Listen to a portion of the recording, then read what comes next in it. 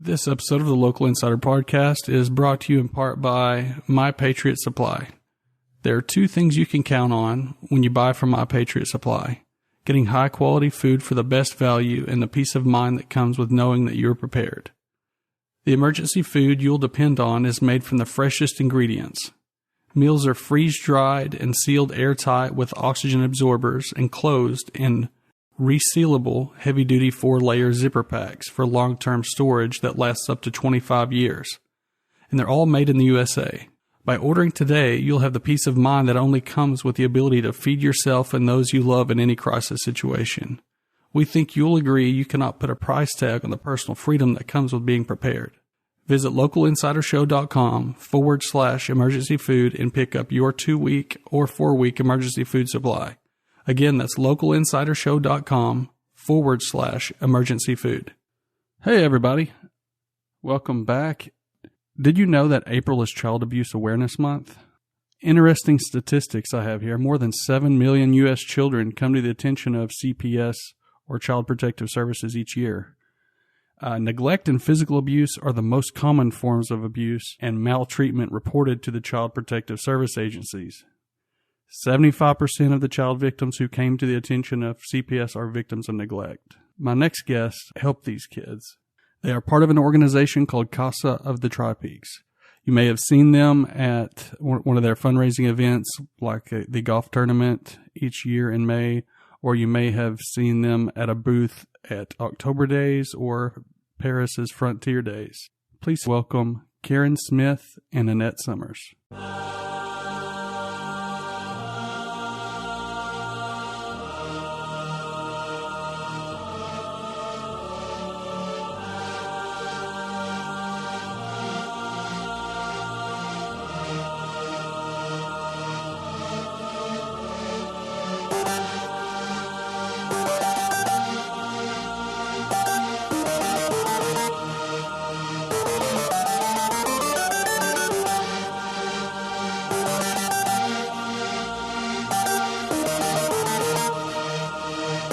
Welcome to the Local Insider Podcast, the show about everyday people who make a big difference.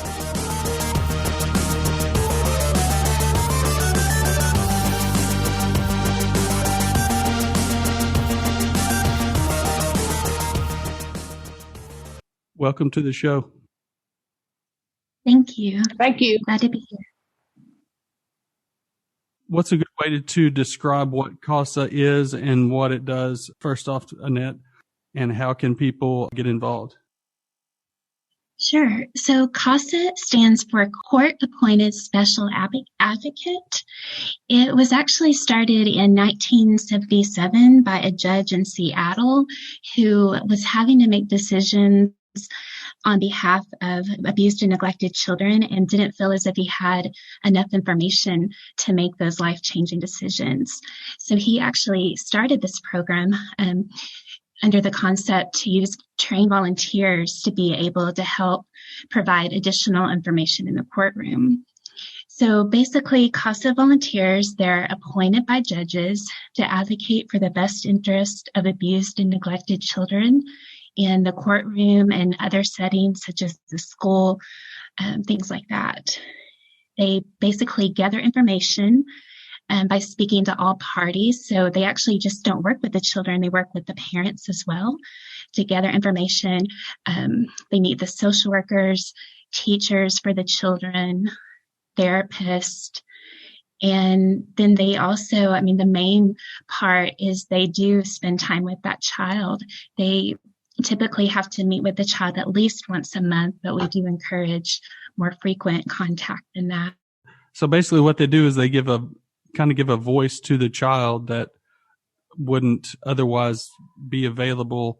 If you had a parent that was trying to hide something, like if they were abusing a child or coaching a child or something like that, they shine light inside the darkness and show people what's really going on, and they give a voice back to the child. Is that what you would say?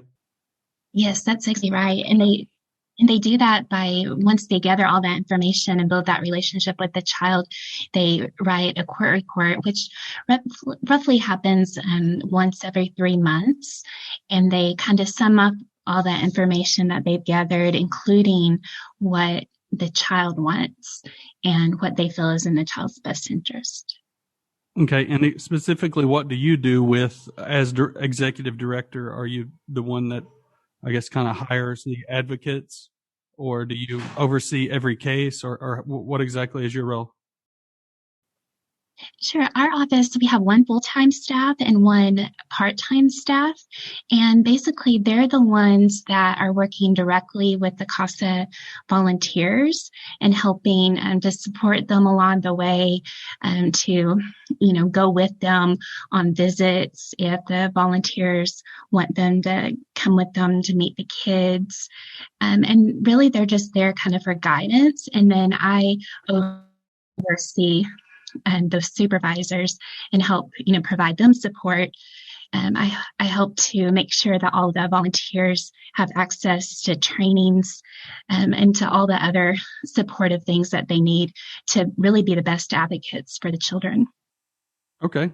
What do people do if they want to get involved? Like, let's say, is that something that, let's say you work a 9-to-5 job, is it something that you can do as well as have a 9-to-5 job? For sure. Yes, you can definitely be a volunteer. Actually, a lot of our volunteers have, regular 40-hour week jobs that they do, but they, meet with their children or, do the research outside of those hours or on weekends. So if someone was interested, they would either contact our office or they could go to our website, which is www.CASAoftheTripeaks.org. And there's a link to be able to sign up and get more information. And it does require, some upfront work because this is really important work that the volunteers do. So there is a training. It's roughly 30 hours of training, but it's self-paced, so you can do it on your own time. And, we work with the advocates, on their schedule to be able to do that. So it's a very flexible training program for anyone that would be interested. Okay. And Karen, what is it that you do specifically what is your role there in C.A.S.A? I've been on the C.A.S.A board since we started back in 2005. I help with fundraising and try to create awareness in the community along with the fundraising. I'm also a volunteer and have been for about 10 years. So I just want to encourage anybody who's interested to sign up to be a volunteer. We definitely need more volunteers from Logan County and from our other counties. C.A.S.A of the Tri-Peaks is not just Logan County, but it also includes Scott and Yale counties. So we need volunteers in all of those counties. We definitely don't have enough. We have a lot more children who need an advocate to work. Right. Especially with, statistically the divorces, and I don't know what the statistics are on children that are involved in a nasty divorce. They need a voice in that. And if there's no volunteers, children do have to be in the court system for us to work with them. We only work with cases that are actually in the court system. In some cases, DHS has taken custody of those in all cases. At some point, DHS has taken custody of those children.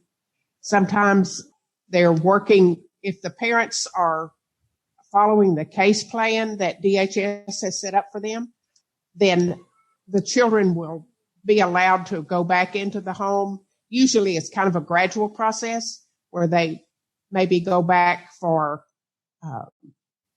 just day visits and then maybe weekend visits and then maybe temporary custody.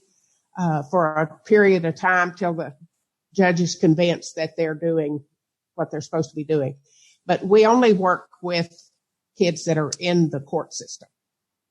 If, let's say, you were in a divorce, could one parent or the other request an advocate for the children? If, let's say, they suspected that there was a child being coached by another parent? No. It has to be someone who's actually involved with the juvenile court system, because the judge actually is the one who appoints C.A.S.A to a case. And generally, he does appoint us to the more serious cases, although we usually don't have enough C.A.S.As to go around. A lot of times he'll ask if we have a C.A.S.A to put on a certain case, and sometimes we do and sometimes we don't. So we definitely need more. But it has to be a child who's actually been taken from the home by DHS. And I'll say, often I hear people that I talk to about becoming an advocate. Many people are a little concerned about angry parents or retribution from family members. I've been doing this for 10 years, and I've never had an occasion to be frightened or even very concerned about going into a home. When children are taken out of the home, I know there's anger and frustration at first. C.A.S.A is usually not appointed to the cases until what's called probable cause, when the judge actually says DHS had the right to take these children from the home. And so that's about days into the process, and everybody's kind of calmed down by that time. So, and we do work. Our main responsibility is the children. That's who we report to the judge about. But we also work with families if they're willing to work with us and help them get their children back. We have a video that the parents watch. It's called The Clock is Ticking. Sometimes DHS has them watch that video. But if not, sometimes they come up to the C.A.S.A office and watch that video. It really helps them see what they need to do to get their children back. And sometimes we know that's not possible. And so the court will pursue adoption. DHS will pursue adoption. And C.A.S.A's involved definitely in that process too. We meet with the adoptive specialists, and we always try to meet with the foster parents and the adoptive parents and just collect information on all of that. Okay. So would you say the goal is most of the time to keep the child with the family intact? Yes. And DHS has to have that. That has to be their main goal. And it usually is for C.A.S.A too, if it's at all possible. Early in the case, DHS will set up a case plan for the parents, and it's very specific about the different things they have to do. Usually they have to go to parenting classes. They may have to go to therapy. They may have to take an anger management class. Just, but all of that is spelled out. C.A.S.A can certainly help make sure those services are available and being provided to the parents. If I understand what you're telling me, C.A.S.A gets involved way after, let's say, you hear people like they've been reported to DHS and, several times or whatever. C.A.S.A doesn't actually get involved until actually DHS, the state has brought the parents into the courtroom and there's been charges filed, claims filed. Yes. Okay. Yeah. Usually DHS has picked up the children. Then they go to court within I've forgotten the exact time, just in a few days. They go into the courtroom, and then the next step is what I was telling you is the probable cause hearing, where the judge either returns the children to the home at that point, if he thinks there's not probable cause, or they stay in DHS custody and they're probably at that point in a foster home, hopefully, or in a shelter. How many foster homes are in Logan, in the Tri-County area? Is it foster parents, or is it like you see on television where it's like an orphanage type situation where they have all these kids in there? DHS always tries to get them in a foster home. Sometimes they may have to go like to a shelter overnight, or even for a few days until they can find a foster home for them. One thing we have in Logan County that's been very helpful is a place in Paris called Annie's Hope.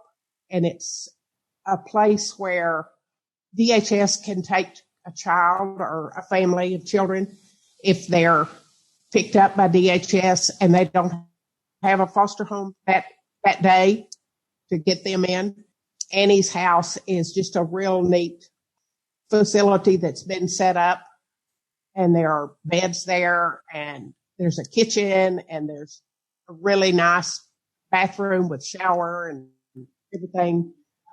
And it's so that if DHS does have trouble finding a home for them and I know that happens sometimes, they don't have to stay at the DHS office, which used to happen. And in some counties, I'm sure it still does. But we're lucky to have Annie's House because they can go there, and it's kind of like a little home. It's very nice. One of my sons worked with a child. They were teenagers that was actually he lived in Annie's. Is it called Annie's home or Annie's? Oh, you may be are you thinking about Maggie's house? Maggie House? That's right, Maggie's house. Okay. Yeah, Maggie House in Paris is a facility, a really nice one, where children in foster care, if they can't find a foster home with foster parents, some kids are placed in facilities like Maggie House. That's in Charleston. Okay. Yeah, he said the kid was a really good kid. He had a good head on his shoulders. He just had some bad luck in his past. And yes. and thankfully he got a foster parent and had been living, with the foster parent for a couple of years, and they really had a good relationship. And I think she was able to adopt. I know his 18th birthday was looming before the adoption, but I think they were able to get it done actually before he turned 18. That's great, because a lot of those older kids, it's hard to find an adoptive home for them. So that's wonderful. Hey, Annette, are you still with us? Yes, I'm still here. How do you two know each other? How long have you two known each other? I know that a few years back, I remember seeing on Facebook that there may have been some changes. I don't know if somebody retired or something. Or, Annette, have you been with the C.A.S.A for quite some time? Or I know that's a lot of questions, but I'm relatively new. I was hired in December. So I've known Karen, I guess, since December. She was and continues to be one of the people that really are helpful in answering my questions and kind of helping me get adjusted to my role. Okay. So what did you do before this? My background actually is being a child welfare social worker. So I've been doing that for over 10 years. Mainly in California. So this was my first job where I don't have the direct service or direct contact with clients typically, but it's great because I feel like now I get to, help volunteers who do have that direct contact and, help the supervisors that directly supervise them. So I still feel connected, to the children and the families right. that we represent. What would you say the major differences between the child welfare system in California versus Arkansas is? There's differences, I guess, on this side of, some of the laws are different, some of the ways that the job differs. But I would say for the most part, you still see the same struggles, whether, you're a foster child in California or you're a foster child in Arkansas. I think for that, a lot of it is similar. And so I think that's really where C.A.S.As come in to play, because I know, as my work as a child welfare social worker in California, and I know it's very similar here in Arkansas, social workers have really high caseloads. And so even though you have the best intentions of wanting to get to know the children on your caseload or wanting, to pay attention to every aspect, like, meet with the children's teacher or, talk to the therapist more often for that child. Unfortunately, because of the high caseload, you really just don't have the time for that. And that's why C.A.S.As are so important, because C.A.S.As typically only work with one child or one sibling group, whereas caseworkers have, potentially 20 or more children on their caseload. Wow. So they really get the individualized attention. So an advocate only works with one child at a time. It's not like they have a whole handful of kids that they... It's more like one case, one or two cases. There may be several children in that family, but one or two cases at a time. Yeah. But it's still not like having 20 cases. Right. They may have, a DHS worker might have 20 cases and 4 or 5 kids in each family. So if you multiply that times 20, that's a lot. Yeah, I'm not that good at math right off the top of my head. That's a lot of kids. And we try to work with DHS and share the information because we're able to do more in-depth investigation maybe than they can sometimes.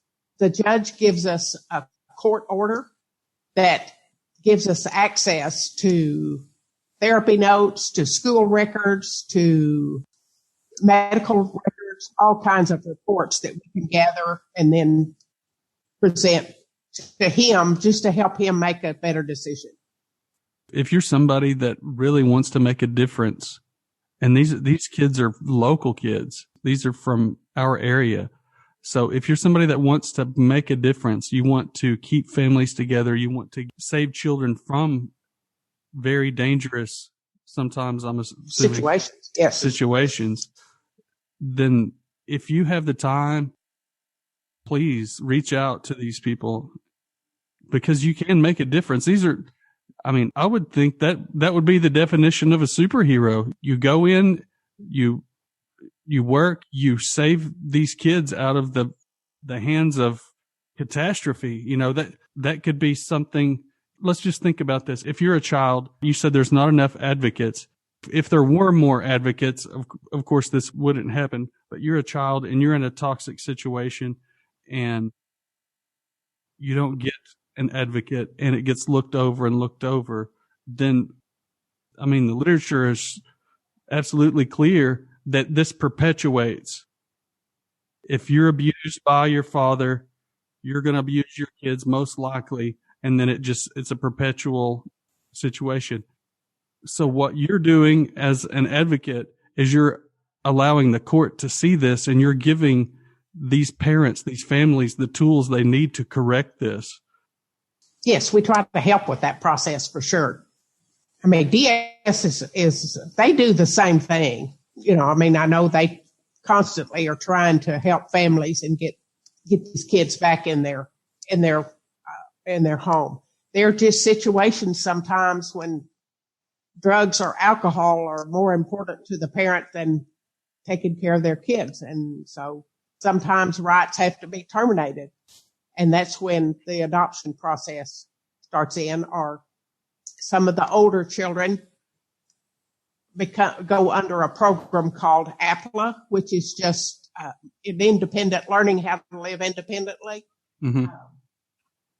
DHS and C.A.S.A also help with that process. I have to admit, I lean more on the libertarian side of the spectrum when it comes to politics and everything. So, when you start talking about taking a child away from a parent, that's kind of a touchy situation for me because the way that common law is set up, that children are really property. their children are property. I know that sounds terrible to say, but in the eyes of the law, the child is a property. But at some point, we have to think of the child's unalienable rights. If the parent is destroying that child's rights, their right to life, liberty, and happiness, and they're perpetuating the other, then, somebody has to do something. And I guess that's why that's why it exists. Right. Yeah. And the safety of the child is always the number one concern of DHS and C.A.S.A and the court. Our judge mentions that frequently, that we're concerned about the safety of the child. Right. And that's another reason that I think C.A.S.A is important, because we do have more time to visit with these kids and visit with the parents, or the foster parents, and we can make sure they're safe. Mm-hmm. And those visits are important. I think that's one thing that sometimes DHS doesn't have enough time for, is to actually be in the home and talk to the parents, talk to the children. Sometimes the children will tell us things that they don't tell anybody else. Mm-hmm. And it's easy to get really close to these kids. Yeah, that was my next question. After a case is closed and the child is back with the family and everybody's, back to living happy, and are you still allowed to have contact with the child or with the family, or how does that work? We're supposed to pretty much back out at that point. If the parent has reached the point where they've got permanent custody again, or a child is placed in an adoptive home and it's a permanent situation, then C.A.S.A pretty much backs out. We can still call or send birthday cards and that kind of thing, but. Okay. So what are some of the events? I keep going back to this. What are the events to raise awareness that you guys have in the community? Fundraisers. I know that you have a golf tournament every year. That's yes. At Little Creek, right? Yes. Typically in May. May 22nd this year. It's typically it's a scramble, right? Yes, it's a 3-man scramble. It's like $150 a team, right? Yes. Okay. And that's what was that date again? May 13th? May 22nd. May 22nd. Okay. Over in Ratcliffe at the Little Creek Golf. Yes. This is our 12th year to do that. I might say next year, this golf tournament will be named in honor of Jim Richardson. Many of you in the community, I know Jim. I know have known Jim and know that he passed away just recently. He was such a driving force for C.A.S.A. He's the one that helped get it started in Logan County about 16 years ago. So we just feel like we need to honor him. Yeah. So it'll become the Jim Richardson Memorial Golf Tournament. Yeah. He was a real good dude. Yes. We also like to get out there and just, whether attending festivals or going to meetings as guest speakers to talk about C.A.S.A and, what a C.A.S.A volunteer does. And like, for example, tonight, I know I'm going to be speaking at a church in Waldron. So if any community members have events or, small gatherings or meetings, we would love to come out there and just talk more about what a C.A.S.A does and what is needed, within our specific community. It's great. How do people, so I'm assuming you, I know for a fact that you use sponsors on the golf tournament. So how can people help out? And what are the minimums you can be a sponsor? And I know there's probably not a cap on it, but how do we do that? Okay. If they could just call the C.A.S.A office. Our number is 479-675-2641.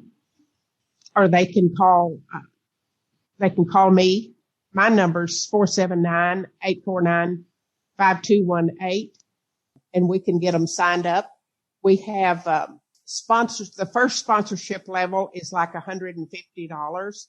And then it goes up from there to like $1,000.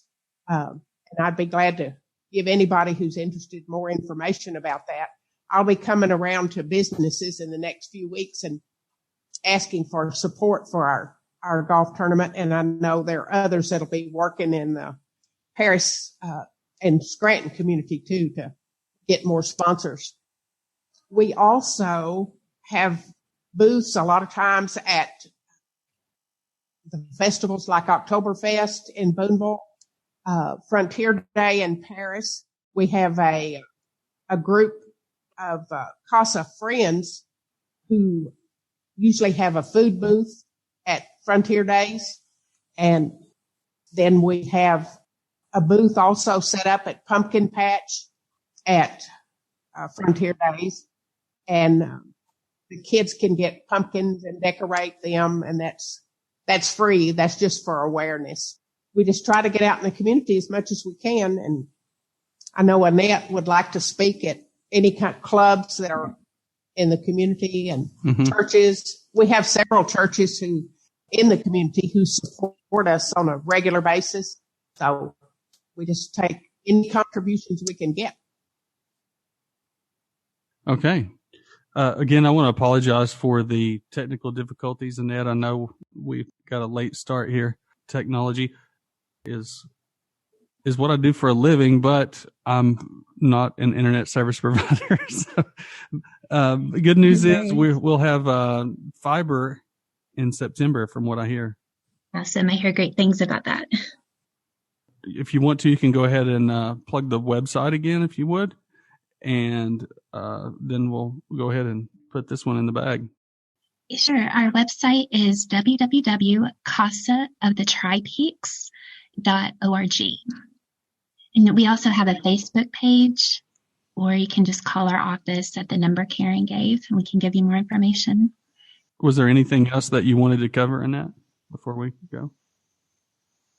Just the importance of this. I mean, overall, foster children that have C.A.S.A advocates, their outcomes are so much better than those that don't have advocates. And so if we could serve every child in our community, that would make a huge difference. All right. How about you, Karen? You have anything you want to? I'm not sure if we made it clear that you can do the C.A.S.A training online. It's, like Annette said, about 30 hours. It's, I think, a good training. You have to, of course, have a background check. Part of your training is also attending a court session, and which is, I think, really helps. It gives you a good idea of what goes on in the juvenile court, because that court is always closed. Of course, anything involving juveniles is closed. So a lot of people don't really know what goes on in the world of child abuse. I know you hear about it on TV, but until you really get in there and start working with it, I don't think you realize how deep the problem is. Mm-hmm. And going to court is an eye-opening experience, I think, for most people. So they will know right away if it's for them or not once they go there. Yes, I would think so. Hope so. Okay, well, I want to again thank you both for coming on, and I would love to do this again sometime, maybe in person. So the Zoom was kind of problematic here, or we could do Zoom again, but with better internet connection. Thank you. I thought it worked out well. That would be great. We've enjoyed it. Thank you. Thanks again for coming on.